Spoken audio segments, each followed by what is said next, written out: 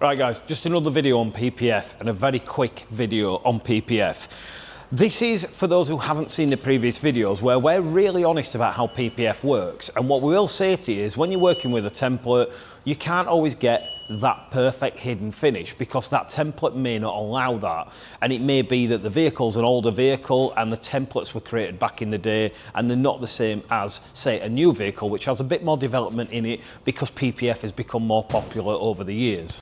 Now, I can give you two really good examples recently. I've just done an M2 and I've also done my M2, and the finishes and the way the templates work were amazing. However, on the bumper itself, they weren't just perfect in one particular area.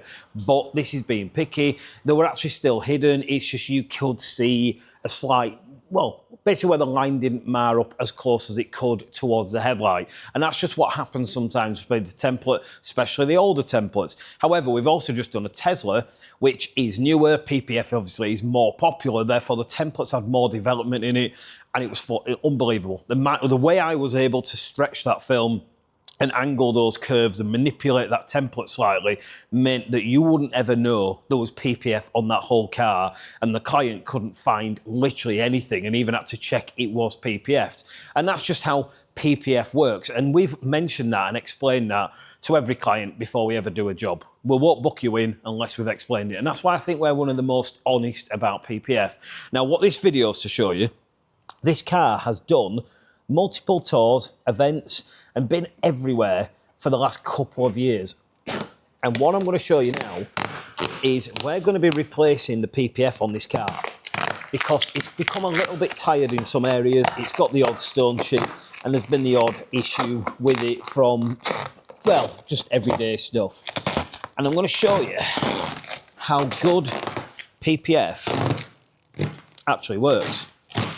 And that's because this is how a really good PPF install should actually come off. Now, I'm not using any heat whatsoever. It's quite a warm day, but this is literally coming off without leaving glue, without leaving any issues, and without me having to fight and pull it off. And this is how, and this is why we use good PPF, because that was effortless. Now, the reality is that hasn't stuck as hard as some other PPFs because sometimes cheap PPF has more glue. You then get the orange peel, you sometimes get the yellowing. There's lots of downfalls to cheaper PPF. Higher end PPF, like you see here, basically means it doesn't bond as hard because there isn't as much glue. But it also means it can be removed easier without issues causing damage to paint and sometimes removing paint, which PPF does. So it's a bit of a catch-22 when it comes to PPF.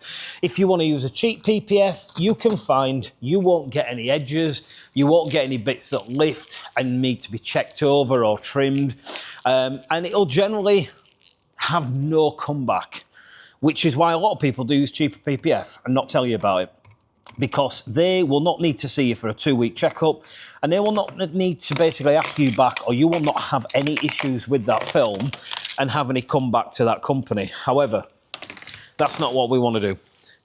We want to give you the best quality PPF, and we want to basically do any maintenance checks after 2 weeks and have a look at that PPF for you, and then you have a finish like you had on this car, which lasted over 2 years, 2.5 years, and has protected the hell out of the car, but when it comes off, has zero problems.